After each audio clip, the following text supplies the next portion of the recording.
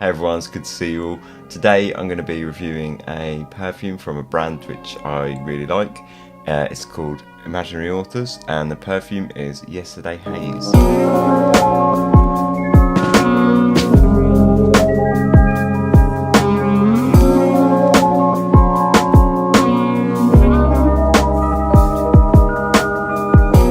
Yesterday Haze, what is it? So it's from, I think probably a lot of people are going to know Imaginary Authors, but if you're not too familiar with it, it's an American independent kind of perfume house, I guess, like brand, by a guy called Josh Mayer, and he's kind of got this line of perfumes and they're all kind of based on a fictional book.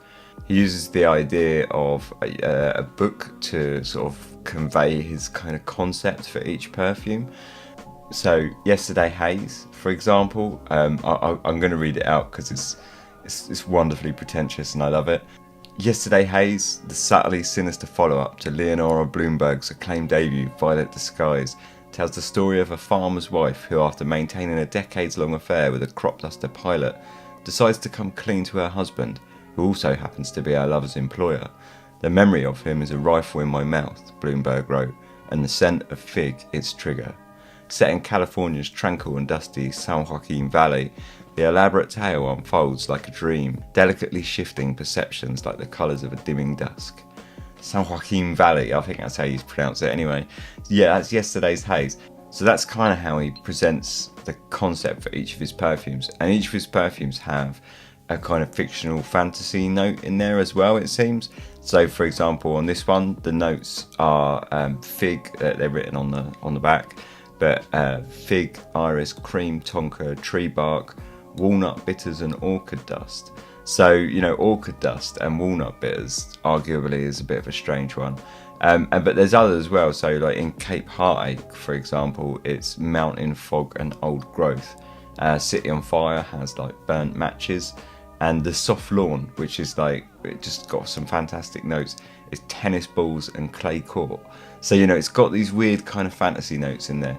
And I quite like that. I quite like the fact that some of them, I feel like they're possibly a little bit tongue-in-cheek as well, which I quite like. And that's, it's all quite good.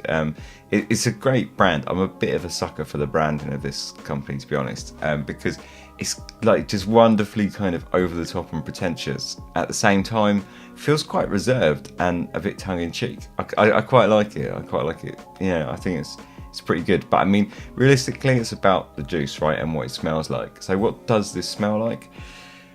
Let's give it a go. I've got the dry down here, which I'll talk about later. And this dry down is about, I'm making this in the morning and I sprayed it yesterday afternoon. I've had a shower, been asleep, woken up, and I've still got it. And it's still going strong. It's an absolute nuclear fragrance. The only reason I'm doing this review now is because I can't cover this up with another fragrance. So I was like, bugger it, I might as well just stick some more on. Like it's absolutely nuclear. But so let's kind of walk through it and see what it smells like. So the opening, right, in this, it's a kind of a fragrance of two halves for me. The opening is really nice, but it's really sweet. And the thing with it is it builds up. It gets sweeter and sweeter and sweeter. And the whole time you're thinking like, geez, is this ever going to stop? It's never really like a cloying sweetness. Doesn't feel like oppressive or heavy, because we'll talk about the notes, right? So the opening, you get this kind of, obviously like a really big fig in the opening, and the fig in this it's very milky, it's very coconutty. At the same time, you definitely feel like it's the whole tree. It's not like the fig fruit, it's the fruit and all of the tree, because you feel like, you know, you can smell like a little touch of greenery and definitely like some sort of woodiness in there. But overall, you get this quite tart, jammy fruit, and that's kind of accompanied by a sort of coconut, slightly milky creaminess, and so that's kind of the fig that you get. And the problem is this sort of sweetness builds and builds, and it is quite light, so it's not, doesn't feel oppressive, but it definitely is sweet. It's like sugary sweet, and this got so sweet on me. I mean, I've worn it quite a bit, like, you know, 10 mils worth or something, which is quite a bit for me, and it took me about half of that to really kind of jive with this fragrance, even though I knew what was coming, because I the first few times I wore this, I so nearly scrubbed it. Not because it smells bad, it just gets too sweet for me. But it does this amazing turnabout face, and obviously I don't. It's not like that yet. It's still building in sweetness, and it's really, like I say, like jammy fig with sort of creamy coconut vibes on top of that. And as it kind of goes, those kind of coconut vibes are going to come out more and more, and you get this kind of creaminess comes in, and then it gets kind of sickly, sugary sweet, and that lasts for about 10 or 15 minutes, and I was this close. Every time I wore it, I was like, this is too sweet for me, I want to scrub this, but I didn't. And now I'm okay with it because I know what's coming. But basically, the sweetness like builds and builds and builds, and you're like, oh my goodness, this is like so sweet. And then suddenly, like just like that almost, it just turns face and goes the other way, and it drops the sweetness really quickly, and I'm so glad it does. But it you know, it's a really nice opening. So to kind of just dial it back and simplify it, it's a really nice opening, and it definitely, say, you just get that figginess, but over the top of all the figginess, and this is something that I find quite interesting, is you do get, so the kind of orchid dust, right, as the fantasy note, you do get that, and at first I thought it was like the iris, and maybe like the powderiness of the iris, because there's like an iris comes up. It's not really in there yet, it's in there subtly now, and it is a nice iris. It's quite modern smelling, doesn't smell, it smells a bit kind of lipsticky and that, but I wouldn't say it smells like old ladies' handbags or whatever. But I thought the powderiness, maybe to get that orchid dust vibe, came from the iris.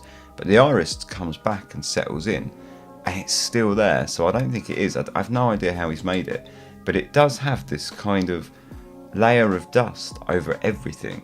So everything I'm describing, if you imagine that with almost like this kind of quite thick, not quite, but almost choking layer of dust, and you're kind of there, like that, you know. It doesn't feel choky, it doesn't feel like it's oppressive or stuffy or in any way, but it just has this, like, it feels like it's doing it to the fragrance almost, like it's choking the fragrance down, and it, that might not sound nice, but it's really clever, and I really enjoy it, and it makes it quite interesting. This is certainly like a unique fragrance. I don't think I've ever smelt, in fact, why I really do like this, like kind of this brand, and I say I like the branding and all the rest of it, but I do think that this brand, all the ones that I've smelt and I've got over there, I feel like they're all quite unique, and I feel like they definitely bring something interesting and different to every kind of take on a fragrance that they've got. So I quite really like that about them.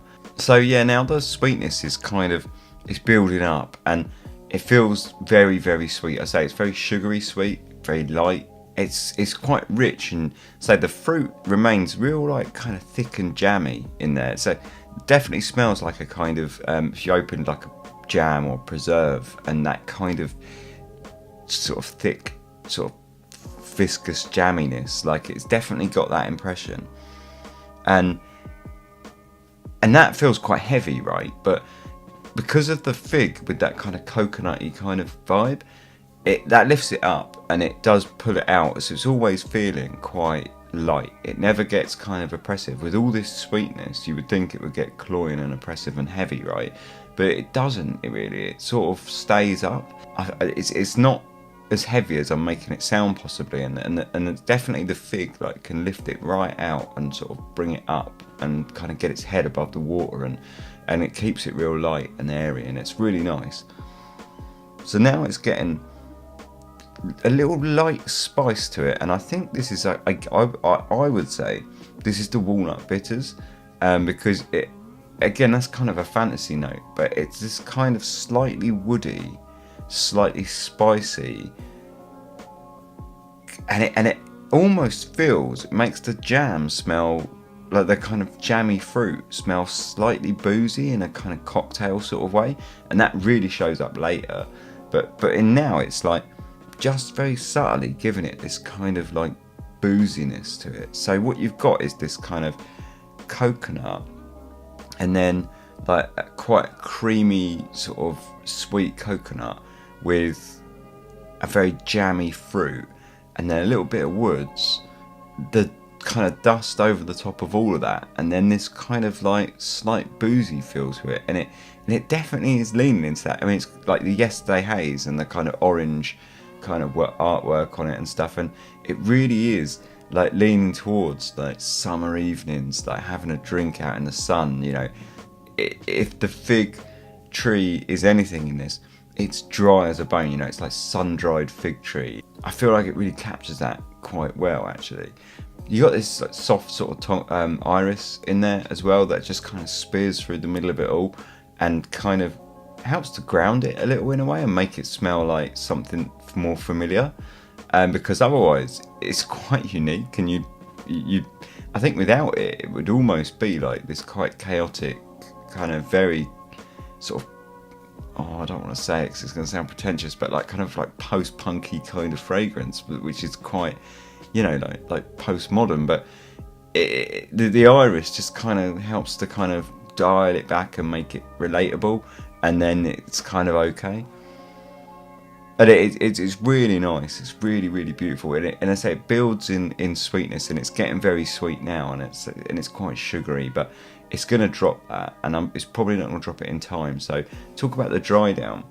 Now the dry down, I mean, like I say, the performance on this is nuclear. Like, you spray it once, and then 10 hours later, you'll still be able to smell it from like a distance. It's still going to be projecting. It's absolute monster. But it does change a little bit. So I'll talk about the dry down. Like basically, it gets a lot of that kind of coconut side of it drops off. A lot of the creamy kind of sweetness, almost all of it drops off, and instead you get this quite like tart jamminess, which is still there, but that kind of mixes and turns almost like a kind of fruit cocktail, and you still get just a touch of that kind of dust over everything. That's still there. It's not as strong as it is now, but it's still there, that kind of like smothering of dust, and it's almost like baby powder. Like, you know, if you were to sniff baby powder, and it kind of has that like obviously you can smell the baby powder, like if you were to sniff it, but because it's such a fine powder, you kind of inhale a bit of the powder as well, and it's a bit like that. That's kind of what it's like. But later on, that kind of dies down, and it's still there, but it's a lot softer, and you get in what sort of comes up in the dry down. Particularly, it takes a couple of hours to get there in the actual fragrance, and then it stays throughout. It's just this really nice tonka, and it's like subtly vanillic, kind of creamy, sweet tonka, and it's gorgeous. Like, it's really, really nice. So the dry down, basically, to summarize, it's like just this lovely sort of creamy tonka, and that sits underneath like quite a tart fruit cocktail, and it has like very subtle kind of spices and fruits with a bit of a dusty vibe, and I suppose throughout all of it you get this kind of dry sort of sun-bleached wood as well, which it again, that's more kind of abstract, but it all kind of ties in, and it's just a really great fragrance. I really like it. I could really sing about it. When do I think it's for? I really feel like you can wear it depending on your headspace. Like, I think absolutely perfect is late summer, like late summer evenings where it's just turned into autumn and you get those kind of deep red sunsets. Like, would be so perfect, absolutely perfect. I can't wait to wear this during those hours, because I got this in the winter, and I would, and really, like, I really want to wear it like towards the end of this summer. I just think it's going to be absolute stone cold killer. But I also think that it works in spring. Like, it has this quite youthful optimism about it, with the kind of the freshness of the coconut and the sweetness. So it sounds a bit silly maybe, but it does have like this kind of youthful optimism, and that really works for spring. But as it moves into the dry down, and I think it still feels quite like fresh and optimistic and all the rest, but it gets a really quite introspective, and I really think again that kind of is absolutely going to kill on those late summer evenings. It's just going to absolutely kill. But I do think basically throughout all of spring, all of summer, and possibly all of like any time really, because even in the winter, like with that sweetness and all the rest of it, it's gonna work. It might feel slightly out of place in the winter, where if on the opening, if you've got this quite kind of tropical fig, that might be a little bit weird. But you know, I feel like at least spring, summer, autumn is definitely where it can work, and I think the dry down even in the winter could probably work. Might feel a little out of place, and I probably would pick other fragrances, to be honest. But you know, if you depending on how big your wardrobe is, I think it would work. Will I buy another one? Do I think it's worth it? I suppose, because I've already bought it. I'll buy another one, definitely. I think they're quite reasonable. I think they're like $90 or $95, and about the same in pounds if you get them from England. I don't think that's too expensive. What I will say, and I suppose this is like kind of brutally harsh, is I do feel like every Imaginary Authors scent I smell does have something synthetic about it, and that, depending on your tolerance for that, is how much you're going to like it, because it does have a little bit of a kind of synthetic harshness to it, but I don't mind that. And in fact, I feel like it plays into the fragrance a little bit, because with that kind of tart fruit, that like, I feel like the harshness of the kind of syntheticness of it just sort of plays into that. So I don't really mind it, and in fact, any of the Imaginary Authors scents I've got a few, and I don't mind it in any of them, except from the Falling Into the Sea. The opening to that for me is a little bit synthetic and a little bit too sort of screechy, but otherwise, like, I feel like it's kind of okay. Like, it does feel a little bit synthetic, but it's kind of okay. But anyway, I feel like it's worth the money, and I would, when I like clear this out, I will probably buy another one, and I probably will clear this out at some point, because I do really enjoy it, and I do wear it quite a bit. Even though it's quite a daring fragrance, I even wear it to work. So, you know, that's it's because it's quite big. I feel like it's quite daring, I suppose, and it's quite abstract, but it's pleasant. It's nice. People would like be receptive to it, I think. So it's okay for me to wear to work even. But I will say that my work is quite fashion forward, so it's not quite as straight as an office. You know, I can wear whatever clothes I want and things like that. Like, you know, like, so it's quite like, yeah, it's not a straight job, so I can get away with it. But yeah, that I think it's great, and I would definitely buy it again. In terms of masculine, feminine, I think it's definitely unisex. I think the opening sort of leans feminine, and I think it sort of pulls back towards the middle as it goes on. But otherwise, I think it's pretty unisex. I think anyone can wear it totally fine. I think it would be really nice on anyone. I think even like as a beach scent, like, it would work. I just think all round, like, it's a really lovely scent. That's pretty much what I've got to say about that. Really cracker, quite weird, pretty abstract.